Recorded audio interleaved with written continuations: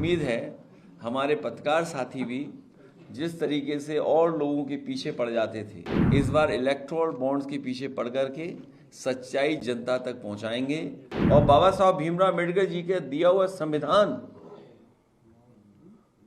उसको खत्म करने की साजिश चल रही है। ये जनता इस बार भारतीय जनता पार्टी को उखाड़ फेंकेंगे। बहुत सारी जानकारी मिल रही है और सोशल मीडिया पे चल रही है। मुझे उम्मीद है हमारे पत्रकार साथी भी जिस तरीके से और लोगों के पीछे पड़ जाते थे, इस बार इलेक्टोरल बॉन्ड्स के पीछे पड़ करके सच्चाई जनता तक पहुंचाएंगे। जो लोग दावा करते थे और जो पार्टी विद डिफरेंस की बात करते थे, जो लोग जनता को धोखा देते थे, ये बड़ी बड़ी एजेंसियां दूसरे विपक्ष के नेताओं को बदनाम करने के लिए, उनको डराने के लिए और उनकी छवि जनता में खत्म हो जाए, खराब हो जाए,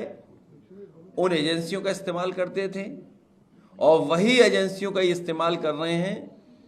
बड़े बड़े उद्योगपतियों से वसूलने के लिए। तो सोचिए, कोई कल्पना कर सकता है कि आपकी एजेंसियां विपक्ष को परेशान करने के लिए, विपक्ष को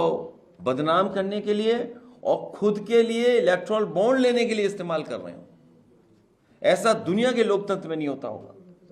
ये लोकतंत्र को जिस तरीके से अपमानित करने का काम किया है और बाबा साहब भीमराव अम्बेडकर जी के दिया हुआ संविधान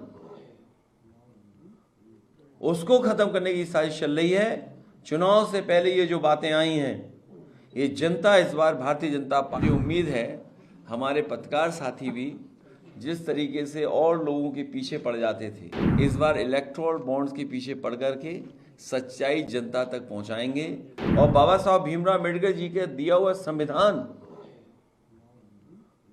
उसको खत्म करने की साजिश चल रही है। ये जनता इस बार भारतीय जनता पार्टी को उखाड़ फेंकेंगे। बहुत सारी जानकारी मिल रही है और सोशल मीडिया पे चल रही है। मुझे उम्मीद है हमारे पत्रकार साथी भी जिस तरीके से और लोगों के पीछे पड़ जाते थे, इस बार इलेक्टोरल बॉन्ड्स के पीछे पड़ करके सच्चाई जनता तक पहुंचाएंगे। जो लोग दावा करते थे और जो पार्टी विद डिफरेंस की बात करते थे, जो लोग जनता को धोखा देते थे, ये बड़ी बड़ी एजेंसियां दूसरे विपक्ष के नेताओं को बदनाम करने के लिए, उनको डराने के लिए और उनकी छवि जनता में खत्म हो जाए, खराब हो जाए, उन एजेंसियों का इस्तेमाल करते थे